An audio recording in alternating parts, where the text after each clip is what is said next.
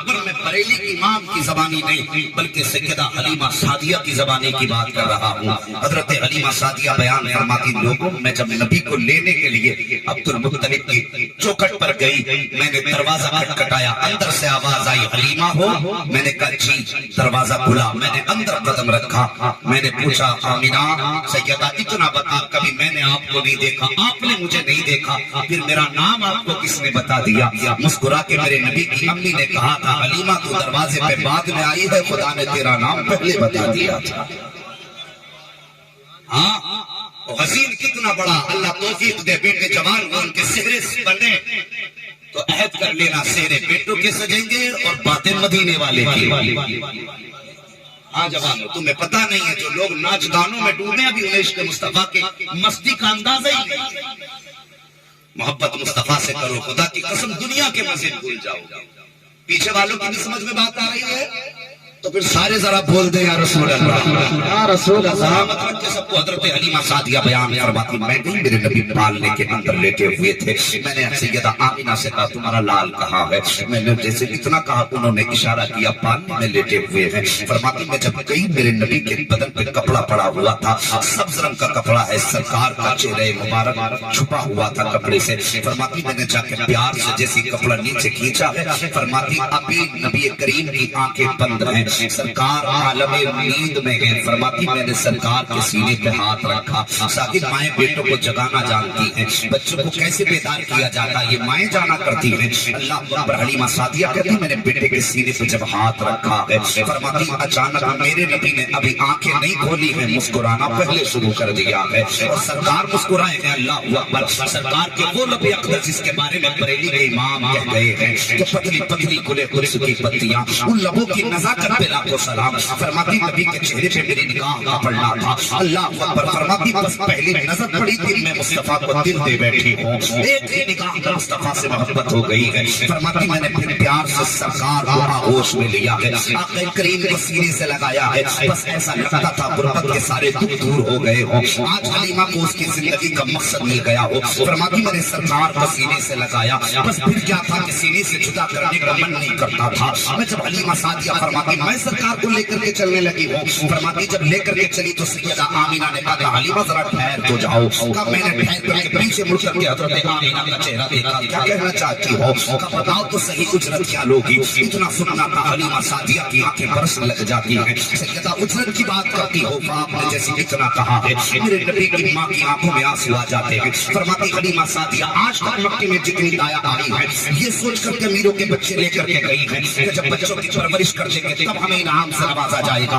دولت سے نوازا جائے گا۔ شاید تم یہ سمجھتی ہوگی کہ یہ خاندان قریش کے سردار کا پوتا ہے، بہت بڑے گھرانے کا بیٹا ہے، مجھے بہت ساری دولت ملے گی۔ یاد رکھو میرا بیٹا یتیم ہے، اس کے سر پہ باپ کا سایہ نہیں ہے۔ اتنا کہنا تھا حضرت حلیمہ کی چیخ نکل جاتی ہے، آہ بھر کے کہتی ہے آمینہ دولت کی بات کس نے کرنی ہے؟ مجھے تو اس بچے سے پیار ہو گیا ہے، بس اتنا بتا دو یا تو اسے لے جانے کی اجازت دے دو، اگر لے جانے کی اجازت نہیں دیتی ہو تو اتنی مہربانی کرو اپنے گھر میں اس بیٹے کی نوکرانی بنا کے رکھ لو۔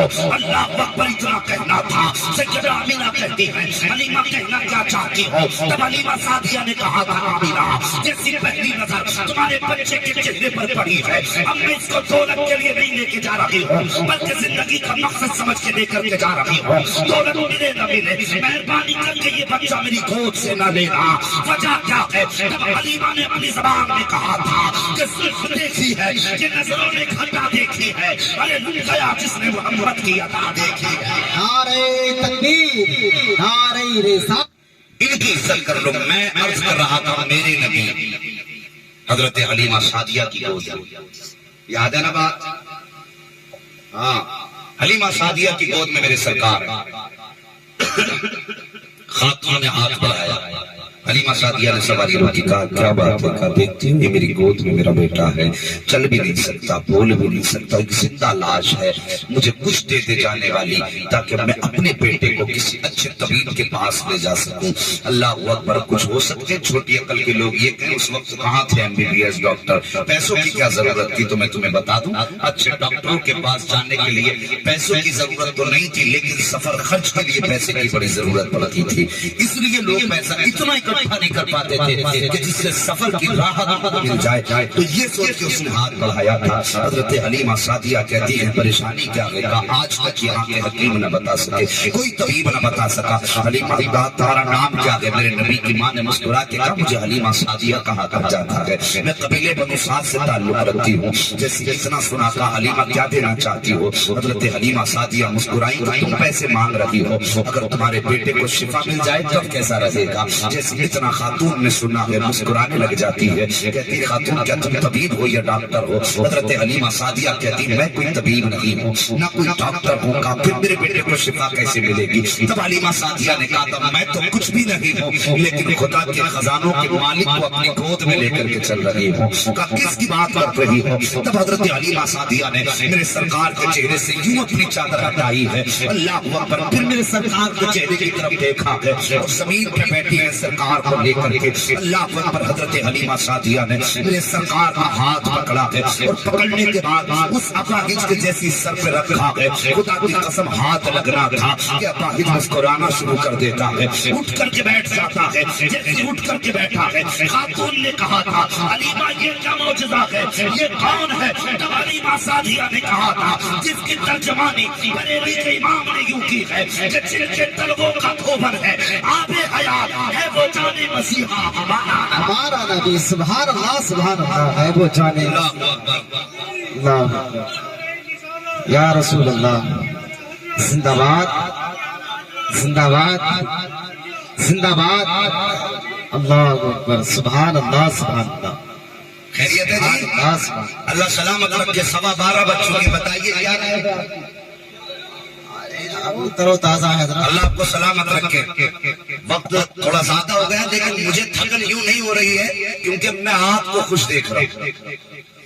بس تھوڑی دیر ہو اسی محبت کے ساتھ سارے بول دو یا رسول اللہ۔ اللہ سلامت رکھے، آپ کو توجہ کیجیے۔ حلیمہ سعدیہ میرے سرکار کو لے کر کے آگے چلی ہے، جب لے کر کے چلی ہے تو ان جیسی پاور والا، اگر پاور کی بنیاد پہ پیار کرنا ہے تو مدینے کے تاجدار سے پیار کرو، اگر طاقت کی بنیاد پہ پیار کرنا ہے تو حلیمہ سعدیہ کی گود میں کھیلنے والے محمد رسول اللہ سے پیار کرو۔ ساتھی یہ دنیا کی وفائیں جھوٹی ہیں، یہ دنیا کے دعوے بھی جھوٹے ہیں، یہ دنیا کے پیار کرنے والے محبوب محب بھی جھوٹے ہیں۔ اگر دنیا میں کسی سے وفا کرتے ہو، دنیا میں کسی سے پیار کیا کرتے ہو تو وہ پیار کرنے والے دنیا میں رسوا کر دیا کرتے ہیں، دل توڑ دیا کرتے ہیں، لیکن خدا کی قسم مصطفیٰ سے پیار کرو، ان کا پیار رسوا نہیں کرتا ہے، ان کا پیار دل توڑا نہیں کرتا ہے، بلکہ جس دل میں ان کا پیار بس جاتا ہے تو دل ٹوٹا نہیں کرتے بلکہ ٹوٹے دل بھی جڑ جایا کرتے ہیں، رسواؤں کو عزتیں ملا کرتی ہے۔ یہ میرے مصطفیٰ کا پیار ہے۔ حضرت حلیمہ سعدیہ لے کر کے چلی، جب میرے سرکار کو لے کر کے گئی، المختصر یہ ہے کہ آپ اپنے قبیلے میں پہنچی ہیں، جیسی قبیلے میں پہنچی ہیں پورے قبیلے میں خوشبو ہی خوشبو ہے، بہاریں ہی بہاریں ہیں۔ اللہ اکبر، کچھ عورتیں اکٹھا ہو کر کے آئی، حلیمہ سعدیہ تو نے کون سی خوشبو لگا رکھی ہے، تو نے کون سا عطر لگایا ہے؟ ہم خوشبو لگاتے ہیں تو صرف ہمارے بدن مہکا کرتے ہیں، لیکن آج کل تیرے گلے سے گزرا کرتے ہیں تو پورے راستے مہک جایا کرتے ہیں، جو تیرے دروازے سے گزر جاتا ہے اس کا بدن بھی مہک جایا کرتا ہے، تیرے گھر میں خوشبو کون سی ہے؟ حلیمہ سعدیہ کہتی میں نے کوئی خوشبو نہیں خریدی ہے، کوئی عطر بھی نہیں خریدا ہے۔ ایک دن خاتون نے آ کے کہا تھا حلیمہ بتاؤ تو صحیح، جب مکہ گئی تھی اس وقت تمہارے گھر میں اندھیرا رہا کرتا تھا، لیکن اب بتاؤ تو صحیح تم پہ کتنی دولت آ گئی ہے کہ اتنی فضول خرچی کرتی ہو کہ پوری رات چراغ بند نہیں کیا کرتی ہو، پہلے جلانے کو تیل نہیں تھا اب ساری رات چراغ جلایا کرتی ہو۔ حلیمہ سعدیہ کہتی ہے کل بھی چراغ نہیں تھا، آج بھی چراغ نہیں ہے، کل بھی کوئی چراغ نہیں جلایا تھا، اب بھی کوئی چراغ نہیں جلاتی ہو، پھر روشنی کہاں سے آتی ہے؟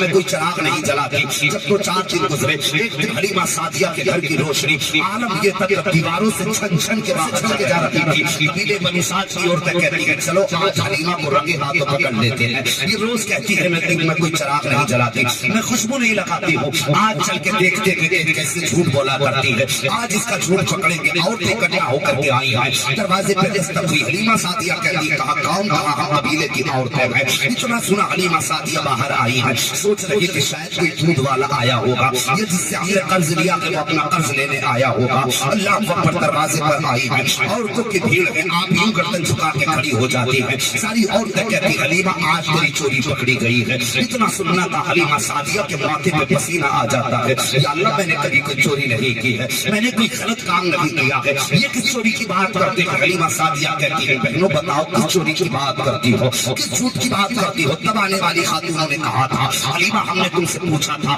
کہ گھر میں چراغ پوری رات کیوں جلایا کرتی ہو، تب تم نے انکار کر دیا تھا، لیکن آج ہم نے رنگے ہاتھوں پکڑ دیا ہے، دیکھو تمہارے گھر میں چراغ جل رہا ہے۔ یہ کہہ کر کے حلیمہ سعدیہ سے اور تو کہتی ہے اگر تم سچی ہو تو دکھاؤ چراغ ہے کہ نہیں۔ حلیمہ سعدیہ کہتی ہے صرف ایک خاتون گھر کے اندر آئے، باقی بھیڑ لے کر کے اندر مت آنا، میں تمہیں سچائی دکھانا چاہتی ہوں۔ اللہ اکبر، ایک خاتون اندر آئی ہے، چاروں طرف نگاہ ڈال رہی ہے، کہیں پہ چراغ نظر نہیں آ رہا ہے، لیکن روشنی بھی کم نہیں ہو رہی ہے، ہر طرف روشنی روشنی ہے۔ خاتون آتے حلیمہ سے کہتی ہے حلیمہ بتاؤ تو صحیح یہ روشنی کیسی ہے، یہ اجالا کیسا ہے؟ حلیمہ سعدیہ مسکرا کے کہتی ہے سنو کوئی چراغ نہیں ہے، میرے گھر کے اندر کوئی لالٹین نہیں ہے، کافی روشنی کیسی ہے؟ اللہ اکبر، جیسی اتنا کہا ہے حلیمہ سعدیہ نے خاتون کا ہاتھ پکڑا ہے اور وہاں لے کر کے آئی ہے جہاں پر میرے سرکار اپنے پالنے میں آرام فرما رہے ہیں۔ جیسی آپ آئی ہے قریب میں اور آپ کے چہرے سے جیسے کپڑا ہٹایا ہے، ایسا نور نکلا تھا، ایسا نور چہرے سے نکلا تھا کہ آپ کے ساتھ آئی ہوئی خاتون اپنے ماتھے پہ ہاتھ رکھ کے کہتی ہے حلیمہ بتا تو صحیح